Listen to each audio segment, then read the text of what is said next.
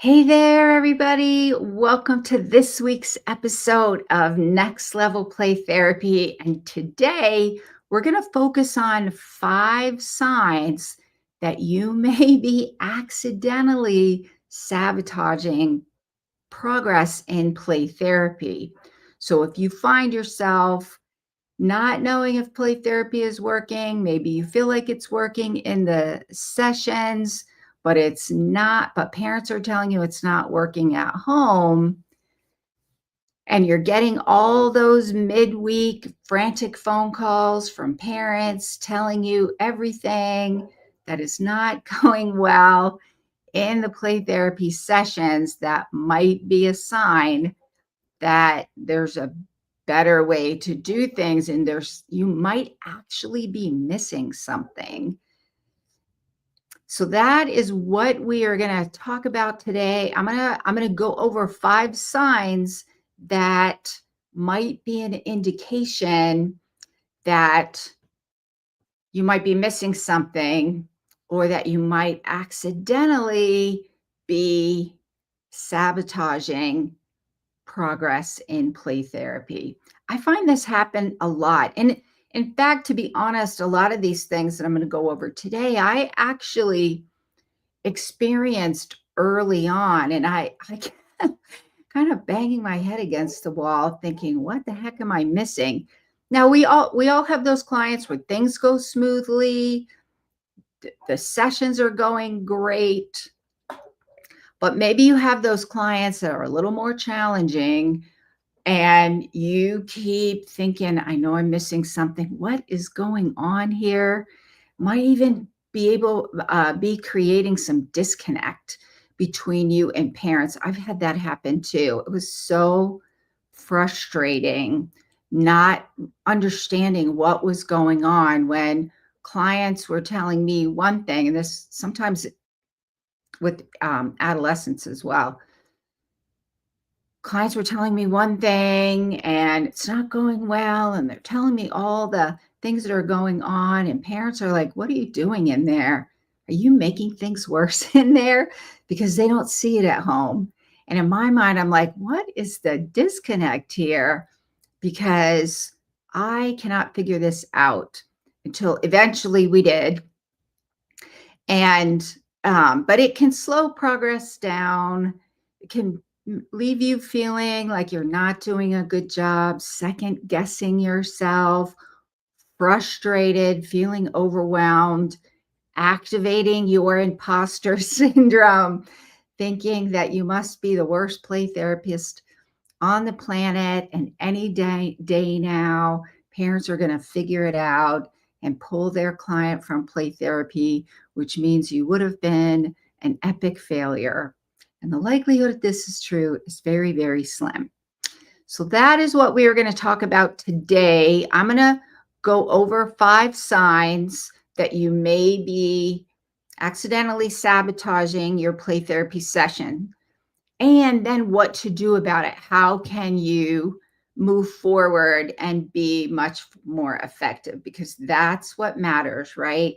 That's why we got into this profession, because we want to make a difference in the lives of children and their families. I would include their families. I am a firm believer. I have been saying this for decades, mostly in my head, but sometimes I say it outside my head. I am a firm believer that if we really want to help communities heal, we need to change families one family at a time. That communities are only as strong as the families within that community. And the more and more I stay in this profession of mental health and play therapy, child and adolescent mental health, and the older I get, I've been alive many decades now, and in the mental health field several decades. And my working hypothesis has always been that families are as strong. I mean, communities are only as strong as the strength of the families in them. And the older I get, the more I realize, especially with social media and all that we're finding out about families being burned out, stressed out, overwhelmed, and so the role of social media on anxiety and low self-worth and bullying and children just really, really struggling with their mental health. I'm a firm believer that families, helping children connect and helping to strengthen families, is the key. And what I find is in the mental health community, and I would say I'll speak really with play therapy community, child and adolescent community, we tend to use more of an individual lens, an individual approach, meaning we only focus on the child. And even the Association for Play Therapy identifies the client as the child as the client. But what they'll also say, and I am wholeheartedly a believer in this, is that children exist within families. So we need to, my opinion is that we need to consider children in the context of their family. And what does that mean? And these 5 signs that I'm going to go through are intended for you to kind of think, oh, I'm experiencing this. Oh, maybe I need to look at this a different way. So if you are experiencing any of these 5 signs, I want you to post in the comments which ones, write the number in there, which ones you're experiencing or maybe have experienced in the past. So think about these things, and then I'm gonna give you some ideas for what to do instead. So if you're listening on the live episode, then I would love to know who's here. Post your name in the comments. What population are you working with? Where are you working? What play therapy modality that you're using? So go ahead and post that in the comments if you're watching live. If you're watching on the replay, I would still love to hear from you. I love having conversations with people about play therapy. I can nerd out on that most of the day. So post in the comments where you're from, what population you work with, and what play therapy models. Also, what number sign can you relate to that you have experienced or you are experiencing now? And if you're listening on the podcast, I would love to hear from you. Pop over to my Instagram channel at Renewing Hearts Training, send me a message, post a comment on the replay, because I live stream using StreamYard on LinkedIn and YouTube, and then I live stream, unless I have a guest, simultaneously on Instagram. So you'll see me kind of going back and forth between camera lenses. And those of you watching the replay, including those of you in my Facebook group, join the conversation. So let's get started for today. Today, we are talking about 5 signs that you might be accidentally sabotaging your play therapy progress. And the 5 signs are: number 1, if you find that your inbox or your voicemail, or you're getting a long text from parents or caregivers saying that nothing is working at home, they're still experiencing tons of problems, even though you might have seen, and like in your play therapy sessions, clients seem to be doing fine. So there's a disconnect there. Parents are calling you, texting you, emailing you, telling things are all the terrible things that are going wrong, and they're worried. That's why they're texting you or emailing you or calling you, because they're worried. They're worried that things aren't going well and they're letting you know so you can fix it. And you're confused because in the play therapy sessions, things seem to be going fine. And so now you start feeling pressure to fix it fast, and you start feeling responsible that maybe somehow you're failing your clients, and parents are going to pull their child from play therapy because it's not working. And you feel confused about what you're supposed to do because in the play therapy sessions, things seem to be going fine. So that's sign number one. If any of you can relate to that, put a 1 in the comments or message me. Sign number 2, even when you give suggestions to parents for some strategies that they can use at home, they tell you that they've already tried it and it doesn't work, or they tell you that strategy doesn't work with their child. And it happens, and then you keep getting those phone calls. So sign number 2 is when you give parents strategies to use. Excuse me. Now I have a tickle in my throat. Sorry, get a drink of water. All righty. Sorry about that. Now I have a tickle in my throat, and it makes it hard to talk.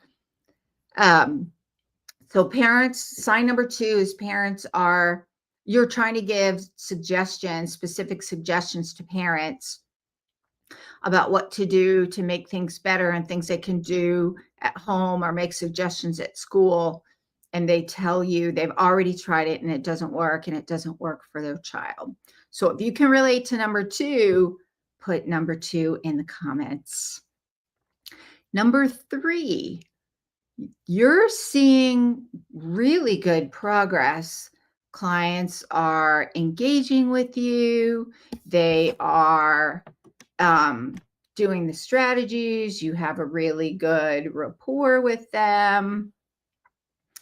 And they are engaged in the play therapy process. You're looking at the themes. Everything seems to be going well. And then parents report that those are not getting translated to school or home. So this can create a little bit of disconnect between you and parents, because then it looks like you somehow have the magic touch and they somehow don't.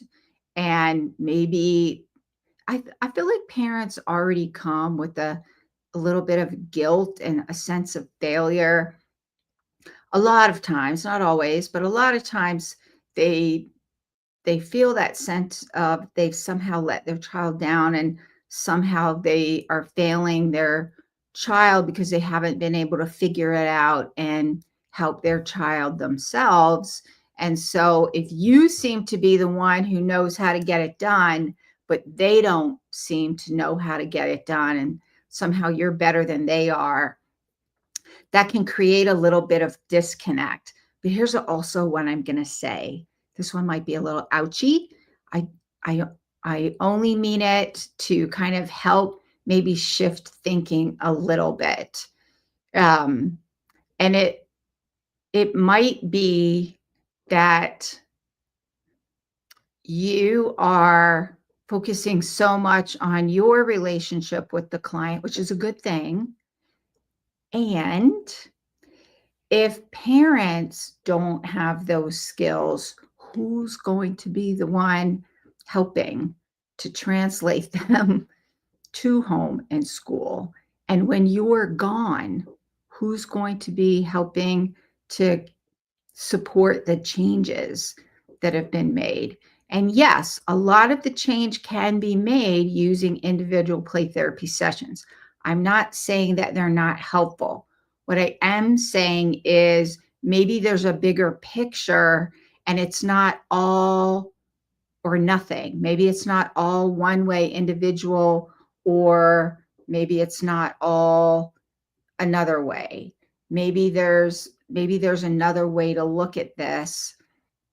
And if you're only doing individual play therapy sessions, then maybe and parents aren't seeing the changes translated to home or school, then maybe it's a good idea to think about what might help to do things differently. What are you missing?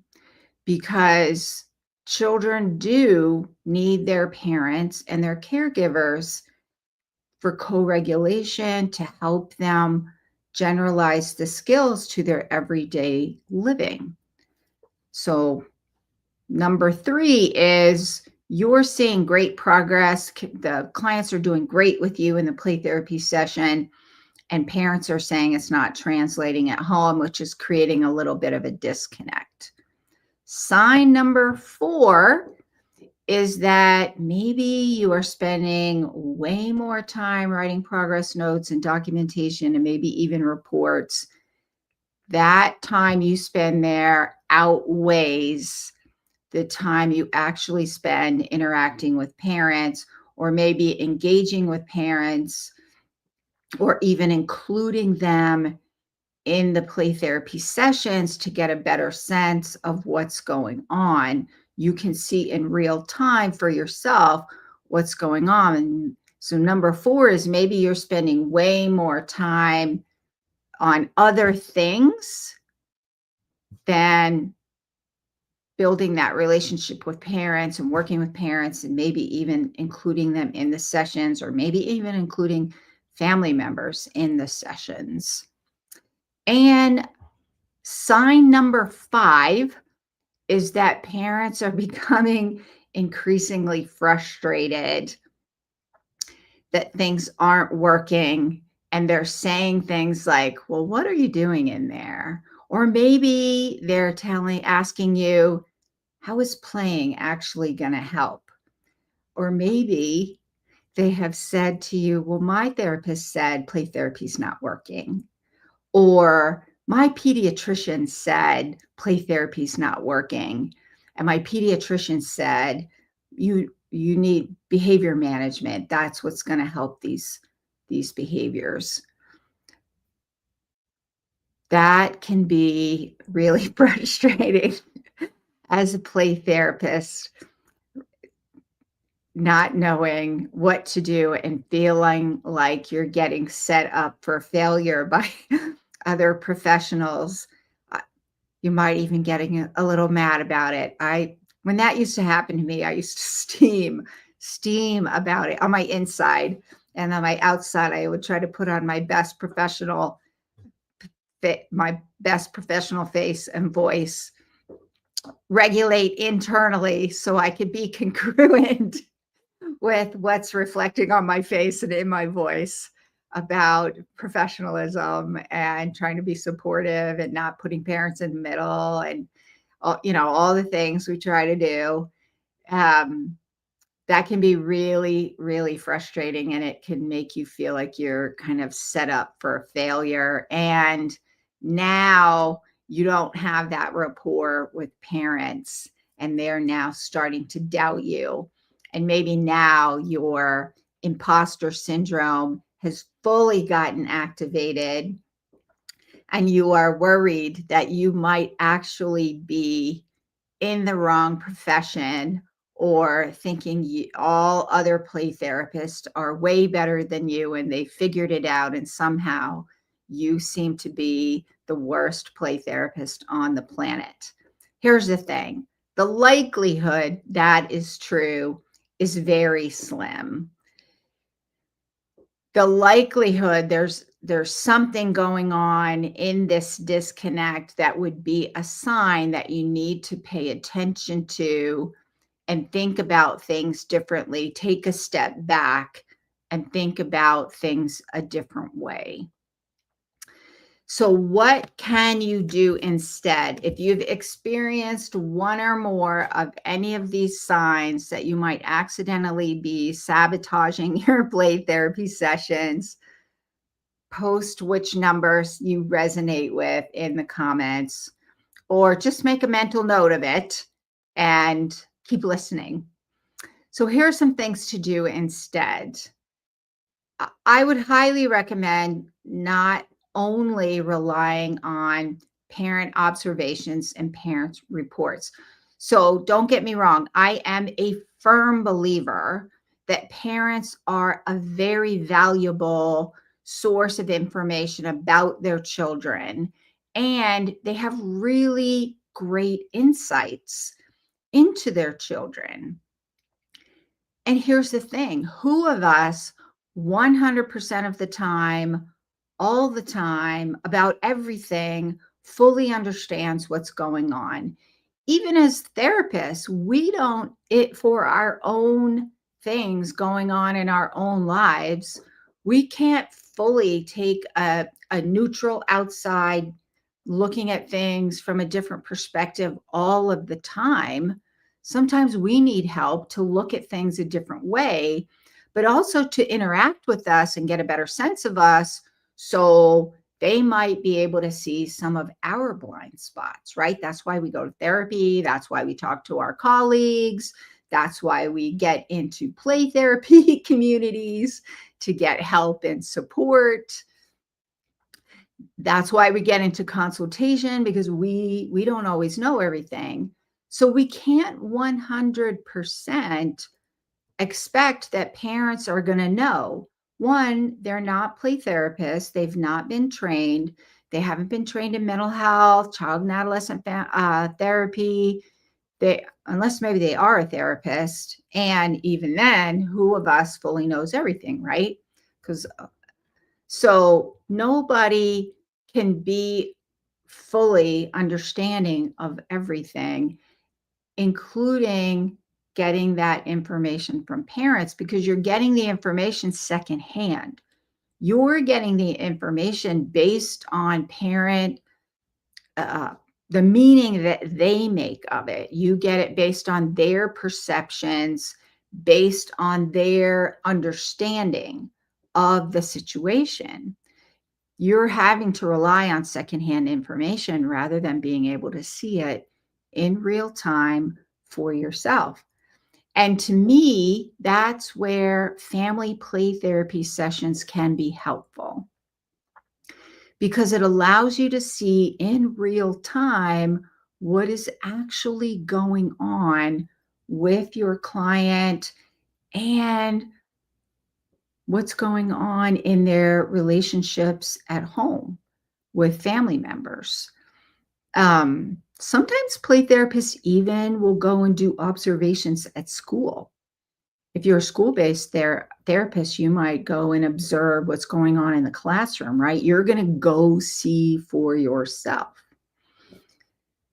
If the issues are more at home, and maybe some of the school ones are due to issues going on at home, then being able to have all the family members in the session, at least parents and the child, or parent and child, then you get to see in real time what are the dynamics, and you get to see the strengths. I've had situations sometimes where I'm getting reports about how horrible things are. These are really complicated cases, a high conflict divorce. Maybe Child Protective Services has been involved. Maybe there's a guardian ad litem, where I'm getting all these reports about, like, maybe one household is doing all these terrible things.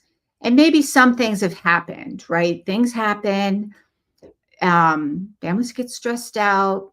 Parents get overwhelmed. They don't always act in their best selves. Sometimes there's a lot more pathology to it than that.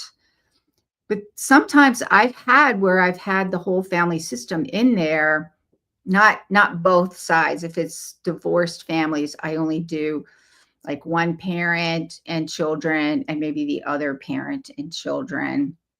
That's a topic for a whole other uh, live stream episode or play therapy podcast. But for the purposes of today, when I've been able to see the dynamics myself, I've been able to see some of the strengths. I can also see where maybe there might need to be some changes made. And that's the other benefit of family play therapy sessions, is that you can help parents practice the skills in the sessions. Or maybe you're bringing parents in at the, like, maybe the last 15 or 20 minutes of the session. Maybe you've taught the child the skill the first part of the session, and now you're bringing parents in, and together parent and child are practicing the skill. So now parent knows what to do at home. Or maybe you're using the whole session as a family play therapy session, and you're really working on helping parents develop some attachment-based parenting strategies that they can practice using in the session, and you're right there in the session to help them out. You're there to model, give subject, my mouth isn't working today. Suggestions is the word I meant to say. And by seeing what's going on and understanding the dynamics, you are better able to figure out what play therapy activities or what types of interventions to do in the sessions. The thing is, though, if you're going to use a play therapy model that includes, if you're going to include parents or family members in the sessions, don't just do it randomly. Just don't do it impulsively. And I've talked about that in other episodes. So you may want to go back and listen to some of the other episodes, but don't just include them without a framework. So if you're going to be using family play therapy, you want to make sure you have a play therapy model that you're using that's going to help you know what to do in session, what's the role of the parent, what's the role of the play therapist, what are you doing in each stage of the treatment process, what types of interventions you may want to use at different stages of the change process. If you're interested in learning a family play therapy model, then stay tuned, because I do have a training coming up and I'm going to talk a little bit about that. Just make sure that you are using a family play therapy model to help, and that's going to help it be way more effective. So that is it for today. Let me do a quick recap. So today we're talking about 5 signs that you might be sabotaging progress in play therapy and what to do instead. And so the 5 signs can be an indication that you may not be using the most effective approach to help your clients heal. And some of those signs are that maybe parents are telling you nothing is working. You're getting all of the phone calls, emails, and texts between sessions. Nothing's working. When you make suggestions, parents tell you they've already tried it and it doesn't work and nothing works. None of these things work for their child. Or maybe your things are going great in your individual play therapy sessions, but there's a disconnect about what's happening at home, and parents are reporting that those changes that you're seeing in the playroom, they're not necessarily seeing at home or in school.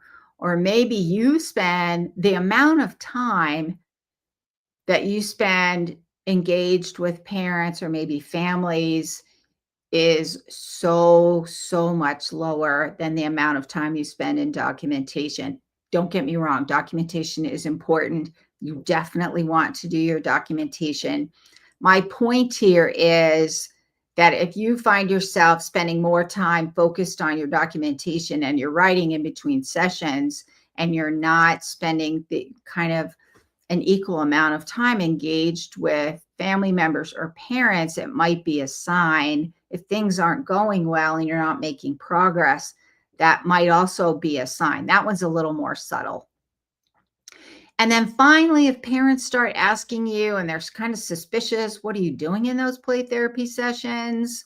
Why can't I be in there? Nothing's working. You know, why are you using play therapy? How is playing going to help this situation? Because I'm not seeing any changes. Or maybe the parent's therapist told parent that play therapy doesn't work and they should do behavior management. Or maybe the pediatrician has told parents, yeah, play therapy doesn't seem like it's working based on what you're telling me, and you should probably do behavior management. So if any of those things have happened to you, it might be a sign that you might not be using the most effective approach to helping your clients heal and make progress. And what I would propose instead is that you may want to consider family play therapy, because that way you can see in real time what's going on in the sessions. You can also help parents practice some of those parenting strategies like co-regulation.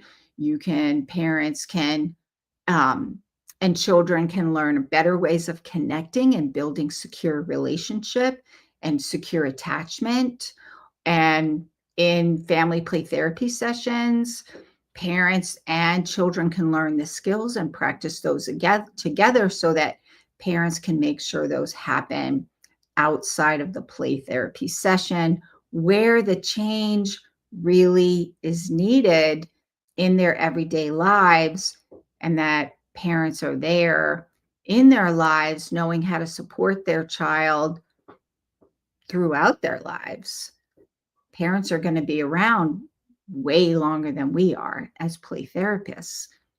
So my thought is, why not support parents and help them become the therapeutic agent of change for healing for their child? And that benefits the whole family. The whole family gets an opportunity to heal.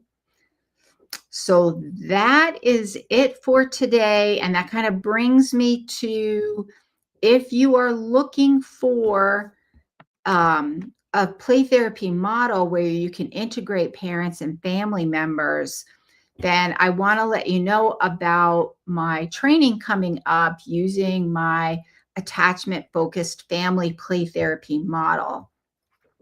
I also have a book called Attachment-Focused Family Play Therapy, an intervention for children and adolescents after trauma. So you might be interested in that as well. This one is specifically focused on working with traumatized children and teens. However, the play therapy model, I use it for lots of different presenting issues.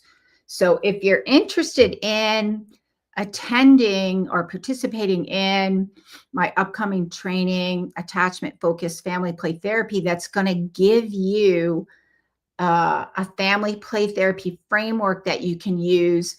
The theoretical lens that we'll be talking about is using an attachment and neuroscience lens. So that's your theoretical lens that you're looking at. And we're going to go through that to help you use that for your case conceptualization about what is going on. How are you making sense of what's going on?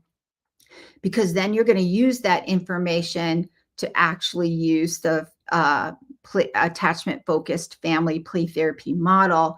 In the training, I'm going to go over the stages. What is the play therapist role? What's parents' role? How do you decide what play therapy strategies to use? What are the stages? All the things. You're going to practice some activities. So the good news is you can attend either virtually. There's a virtual option and an in-person option. The training is going to take place on Saturday, November 8th. The in-person option is going to be in St. George, Utah. It will be so beautiful at that time of year.